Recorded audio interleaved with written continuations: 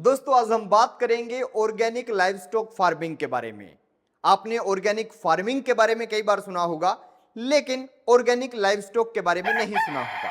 तो आज हम आपको समझाएंगे कि क्या होता है ऑर्गेनिक लाइवस्टॉक। देखिए, खेती की दुनिया में आज के वक्त में बहुत सी चीजों को क्वालिटी के हिसाब से देखा जाने लगा है। चाहे हम गेहूं की बात करें, चाहे हम मुर्गे की बात करें। एक जीवित है मुर्गा और निर्जीव है गेहूं, लेकिन जीवित मुर्गे के अंदर भी ऑर्गेनिक और इनऑर्गेनिक की परिभाषा अलग अलग होने लगी है। उसी को आज हम समझेंगे।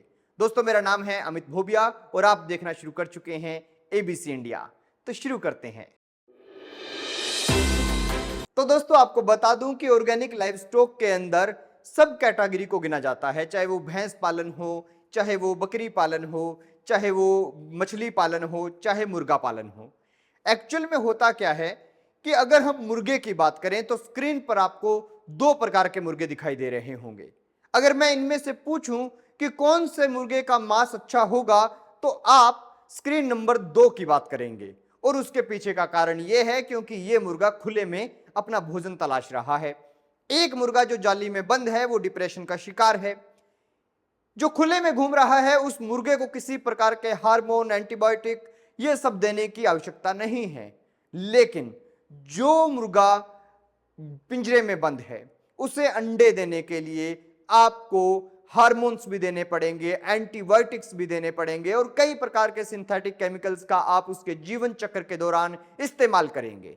और यही बात बताती है हमें कि इनऑर्गेनिक कौन सा है और ऑर्गेनिक कौन सा है। और यहीं से इस लाइव स्टॉक यानी ऑर्गेनिक लाइव स्टॉक का जो जिक्र है वो आना शुरू हुआ। तो आज के वक्त में जो लोग मांस खाते हैं या फिर जो दूध का इस्तेमाल करते हैं, जो घी का इस्तेमाल करते हैं, यानी पशुओं से मिलने वाले, जानवरों से मिलने वाले किसी भी उत्पाद का इस्तेमाल करते हैं, उनका मानना है कि हमें महंगा मिल जाए कोई दिक्कत नहीं, लेकिन ऑर्गेनिक मिले।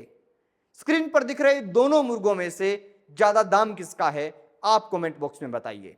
मुझे तो लगता है जो ऑर्गेनिक वाला है इसका ज्यादा दाम है।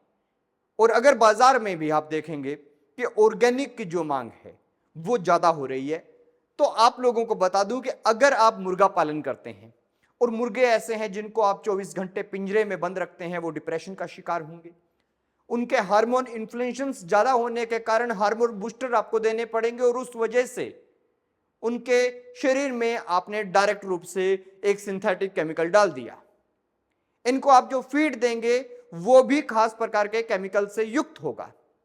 लेकिन एक मुर्गा जो खुले में घूम रहा है, खुले में से अपना भोजन ले रहा है और वो जितना भोजन लेता है अपना फायदा देखता है, उतनी ही बीठे करके वहां पर प्रकृति का भी फायदा कर देता है, वो मुर्गा जो है वो ऑर्गेनिक है। ऐसे ही अगर हम गाय में बात करें तो आपने बड़े बड़े डेयरी फार्म देखे होंगे। गाय जो है पूरा दिन चरती है, एक मशीन की तरह काम करती है, पूरा दिन चरना, उसके बाद दूध देना। और इस दूध में पूरे साल भर आप देखेंगे कि स्वाद में कोई अंतर नहीं आता। लेकिन जो हमारे साथी ये पशु चराने का काम करते हैं, प्रकृति के अंदर चराते हैं, आपने देखे होंगे सड़कों के किनारे हजारों पशुओं के टोले होते हैं। उन पशुओं वालों को बोलना कि भैया आप अपनी गाय का दूध निकाल के दीजिए, और उस दूध के अंदर आपको अलग खुशबू नजर आएगी। आप सावन के महीने में जिस दूध को इस्तेमाल करेंगे या फिर चैत के महीने में जिस दूध को इस्तेमाल करेंगे, उनकी जो खुशबू है उसके अंदर भी फर्क होगा। और यही है ऑर्गेनिक। पशुओं के मामले में जो बड़े बड़े डेयरी फार्म बन गए, जहां पर बच्चों को अलग से दूध पिलाया जा रहा है, मां अलग जगह दूध दे रही है, नहीं दे रही तो ऑक्सिन दे दिया जा रहा है, कई प्रकार के हार्मोन्स दे दिए जा रहे हैं, केमिकल्स का इस्तेमाल हो रहा है, वो इनऑर्गेनिक है। इसी प्रकार से आप जो लोग मछली पालते हैं उनको देखेंगे कि एक पौंड के अंदर 5-6 एरिएटर लगाए, मतलब पंखे जो पानी को घुमाते हैं, पानी घूमेगा उतना ऑक्सीजन प्रोड्यूस होगा। क्योंकि छोटी सी जगह के अंदर आपने हजारों की, लाखों की संख्या में मछलियां छोड़ दी, उनको ज्यादा ऑक्सीजन की जरूरत है, इसलिए आपको एरिएटर से ऑक्सीजन बनानी पड़ती है। आप उन्हें केमिकल युक्त फूड देते हैं। हमारे यहाँ तो खुद झींगा फार्म, आपने वीडियोस देखी होंगी, मैंने एक वीडियो दिखाई, तो बहुत मात्रा में हम उन झींगा को केमिकल दे देते हैं, तो वो झींगा जो बाजार में जाएगा उसका रेट कम रहेगा, और जो डायरेक्ट समंदर से पकड़ा हुआ झींगा है उसका रेट ज्यादा रहेगा। इसी प्रकार से अगर हम बात करें बकरी पालन के बारे में, तो बकरी के फार्म जो लोग करते हैं वहां पर आप उनसे मिलिएगा तो वो एक बात बताएंगे कि अब बकरियों में अबॉर्शन की दिक्कत है, बकरियों के बच्चे पेट में मर जा रहे हैं, बकरियां जो हैं वो उतनी ग्रोथ नहीं कर रही, और इन सब का कारण एक है कि वो आजाद नहीं है।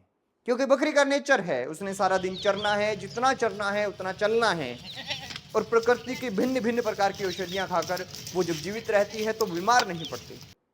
और उसे जब एक सांचे में फिट करके रखा जाता है, वहीं पाला खिलाया सब जाता है, तो वो एक इनऑर्गेनिक मीट की ओर बढ़ने लगती है, क्योंकि उस पूरे पीरियड के दौरान हजारों प्रकार की उसकी वैक्सीन हो जाती है, हजारों प्रकार के केमिकल्स उसे दे दिए जाते हैं, हजारों प्रकार के हार्मोन बूस्टर उसे दे दिए जाते हैं।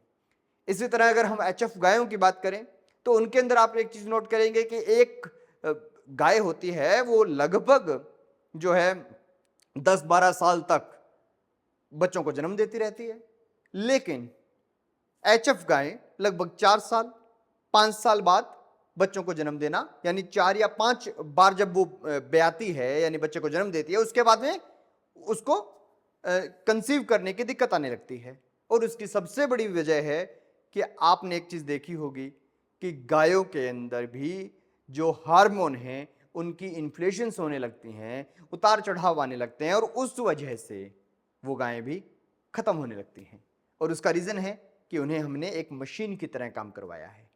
वरना आप देखेंगे कि जो गायों के झुंड लेके घूमते हैं उनके हर महीने, हर मौसम, हर बारिश आप जब भी उनका दूध पिएंगे तो आपको एक अलग स्वाद आएगा, क्योंकि उन्होंने अलग अलग प्रकार की औषधियां खाई और उन्होंने अलग अलग तरीके से जो मौसम है उसको झेला, और उसका जो एक फ्लेवर है वो आपको दूध में भी दिखाई देगा।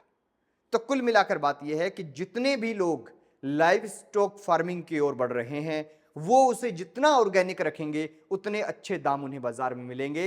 इन दोनों मुर्गों के बारे में अगर बात करें तो इनमें ये 250 का भी मिल जाएगा, और ये वाला जो है ये आपको लगभग 800 का मिलेगा।